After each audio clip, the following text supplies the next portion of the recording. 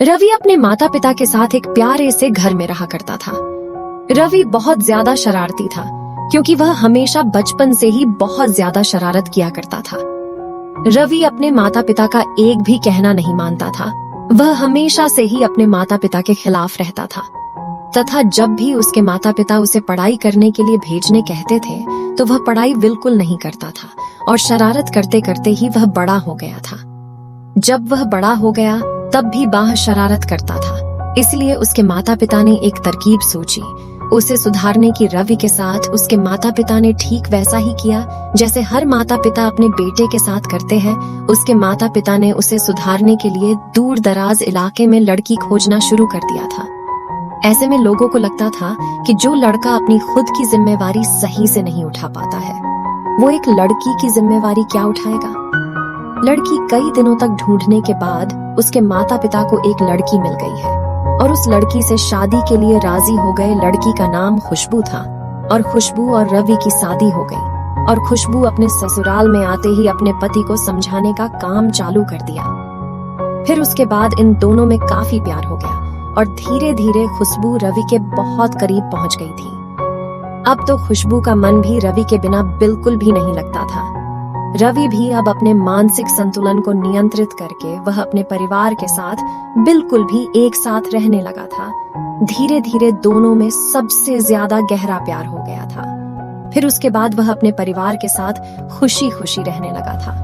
एक दिन की बात है, रवि जब अपने काम पर से घर आ रहा था तो रास्ते में उसे किसी कारणवश दुर्घटनाग्रस्त हो गया था। आपको बता दें कि रवि दुर्घटनाग्रस्त होने के बाद वह बिल्कुल भी चल फिर नहीं सकता था। फिर उसके बाद उसकी पत्नी खुशबू उससे कहीं ज्यादा प्यार दुलार से उसके सभी काम किया करती थी और धीरे धीरे जितना धनराशि रवि कमाया था वह सभी रवि के इलाज में खर्च हो गया और अब रवि के इलाज करते करते उसके पास खाने पीने के लिए पैसे भी कम पड़ गए क्योंकि रवि शादी से पहले कुछ नहीं कमाता था। ऐसे में उनके पास ज्यादा धनराशि की प्राप्ति नहीं हुई थी क्योंकि शादी के बाद ही उसने कमाना शुरू किया था। करीब 1 महीना बीत जाने के बाद रवि के कमाया गए सभी पैसे लगभग खत्म हो गए थे, लेकिन उसके पास अब पहले से भी पैसे नहीं थे क्योंकि उसका इलाज भी अभी तक पूरी तरह से नहीं हो पाया था।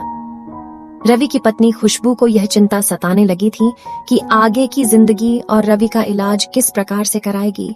रवि अभी तक दवाई चल रही थी और उसे ठीक होने में और भी समय लग रहा था। अब पैसे भी खत्म हो चुके थे। तभी अचानक खुशबू को एक तरकीब सूझी। उसने सोची कि चलो, मेरे पास जो सोने चांदी के गहने हैं उसे बाजार में जाकर बेचकर जितने भी पैसे होंगे वही रुपये रवि का इलाज करवाऊंगी। खुशबू ने ऐसा ही किया। रवि के पिता ने सारे गहने बाजार में सोनार के दुकान में ले जाकर बेच दिया और फिर जितने पैसे मिले उन सभी पैसों से वह रवि का इलाज में खर्च किया गया था। घर में खाने पीने के सामान भी लेकर आई थी। आपको बता दें कि कुछ दिन बीत जाने के बाद रवि और चलने में सक्षम हो चुका था और धीरे धीरे रवि बिल्कुल सही हो गया। और जब रवि सही हुआ तो सबसे पहले अपनी पत्नी का शुक्रिया अदा किया। आपको बता दें कि उसके कुछ ही दिन बाद रवि बिल्कुल ठीक हो गया था। वह फिर से काम पर जाने लगा था।